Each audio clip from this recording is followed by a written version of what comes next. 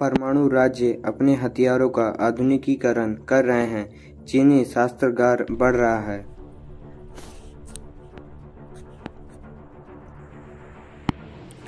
Stockholm international fish research institute या के निदेशक डैन स्मिथ ने कहा, हम मानव इतिहास में सबसे खतरनाक अवधियों में से एक में जा रहे हैं।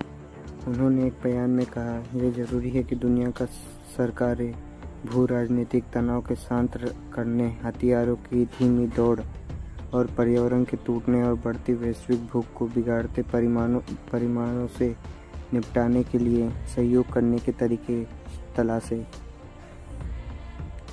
SIPRI का अनुमान है कि जनवरी 2023 में 12,512 वॉरहेड्स की कुल वैश्विक सूची में लगभग 9,557 संभवतः उपयोग के लिए सैन्य भंडार में थे, जो जनवरी 2022 की तुलना में 86 अधिक थे। अब चलते हैं दूसरी खबर पे। GPS निर्देशित बमों को लेकर इलेक्ट्रॉनिक युद्ध तक, रूस यूक्रेन में अपने हथियारों में सुधार करता है।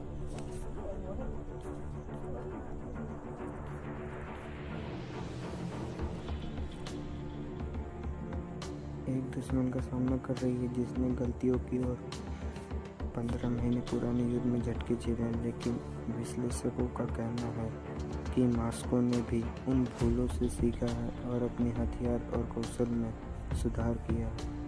रूस ने 1000 किलोमीटर 600 मील फ्रंट लाइन के साथ भारी किलेबंदी का ये युद्धक ड्रोन में यूक्रेन की बढ़त को कम करने के लिए अपने इलेक्ट्रॉनिक हथियारों को तेज किया है और अपने विशाल शीत युद्धकाल के शस्त्रागार से भारी बमों को सटीक निर्देशित में बदल दिया है। अपने युद्धक विमानों को जोखिम में डाले बिना लक्ष्यों को भेदने में सक्षम ग्लाइडिंग युद्ध सामग्री सैनिकों को बढ़ती संख्या और बेहतर हथियारों के साथ साथ बदलती रूस रणनीति यूक्रेन के लिए किसी भी तरह की त्वरित निर्णय। अब आते हैं आज की आखिरी खबर पे। ऐसा लगता है कि यूक्रेन की सेना अपने लंबे समय में प्रत्यक्षिक आक्रमण को गति दे रही है, क्योंकि कभी मॉस्को को गार्डों को तोड़ने और अपने क्षेत्र को वापस लाने का प्रयास कर रहा है, कभी अपनी योजनाओं के बारे में अस्पष्ट बना हुआ है और उसने कहा कि कोई औपचारिक घोषणा नहीं होगी। अपने लाभ के लिए युद्ध के कहरों का उपयोग करने की कोशिश कर रहा है। यूक्रेन के सोशल मीडिया की जानकारी रखने वाले रक्षा मंत्रालय ने 4 जून को एक वीडियो शेयर किया, जिसमें थके हुए सैनिकों को अपने होठों पर उंगलियां उगाते हुए दिखाया गया है। प्लान लव साइलेंस वीडियो ने कहा, व्यापक रूप से जीवन हमले के बारे में जाना जाता है, लेकिन गुरुवार के वाशिंगटन स्थित think tank institute for the study of war ने ट्वीट पर कहा, यूक्रेन जवाबी हमला शुरू हो गया है।